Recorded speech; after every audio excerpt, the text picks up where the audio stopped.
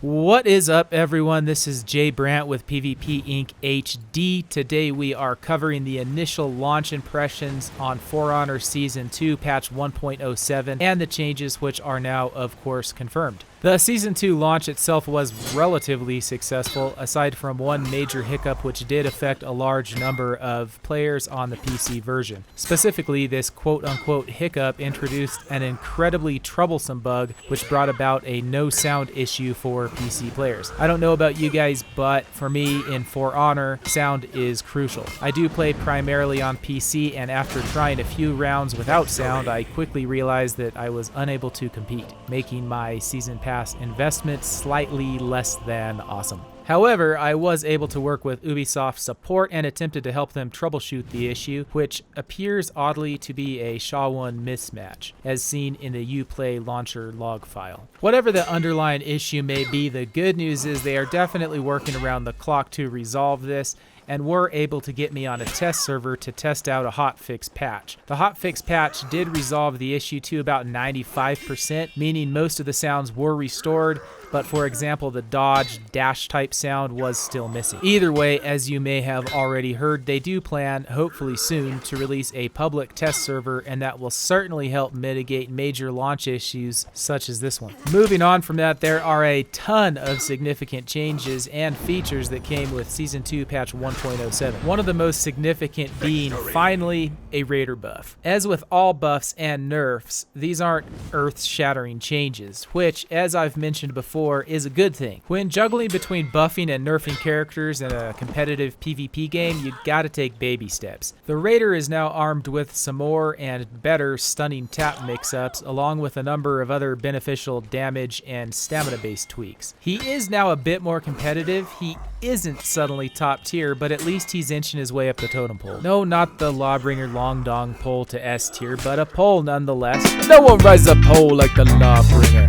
Anyways, you will be sad to hear that Warden also got a tad bit stronger again, but only in group fights, as Ubi has reintroduced his ability to switch targets during the shoulder bash startup. This is how it is intended to work though, so don't get too salty at all those Swiss Army knife wardens.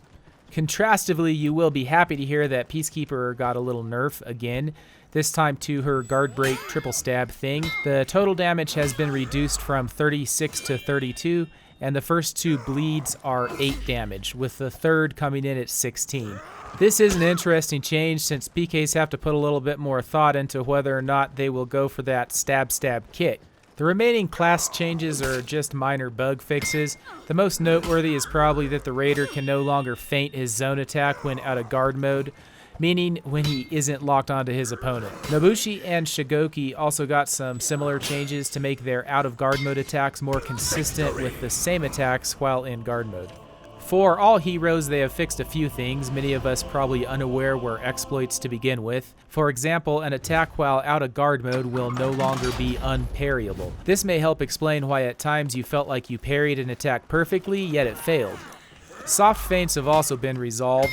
This would allow you to feint light attacks and guard breaks, for example by doing a light attack then quickly doing another light attack in a different direction. I've gone against a number of people who have abused this, and it was freaking annoying. In Season 2, Ubi has increased the experience gained in matches quite a bit across the board, and they have done a lot to narrow the gap between endgame and level 0 characters. If you watched our Season 2 pre-release early impressions video, then you probably are aware that gear has been fully revamped. We now have an epic gold colored gear, which goes up to level 24, taking the max gear score level from 108 to 144. There is now an attack modifier on each weapon piece and a defense modifier on each armor piece. There are still 3 perks per gear piece, but all of the perks have been shuffled around a bit, as we actually predicted would happen in our pre-release video. A seemingly good but kind of surprising change is that throw distance, sprint, and feet cooldown reduction have all been removed entirely. Defense penetration has been introduced.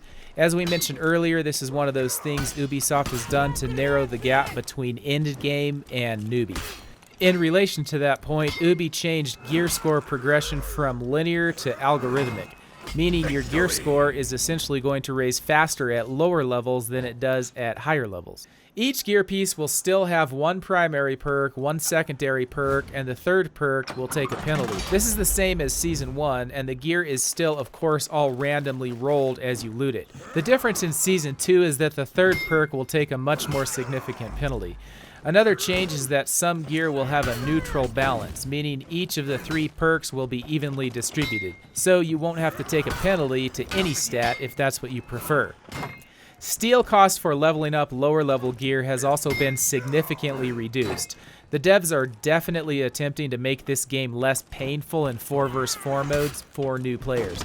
Regardless if you're new to the game or a veteran, one great thing they've done is reveal the specific perk values per gear piece. Considering all of that, most importantly, we can all hope these gear changes mean that we will see a much wider variation of character builds.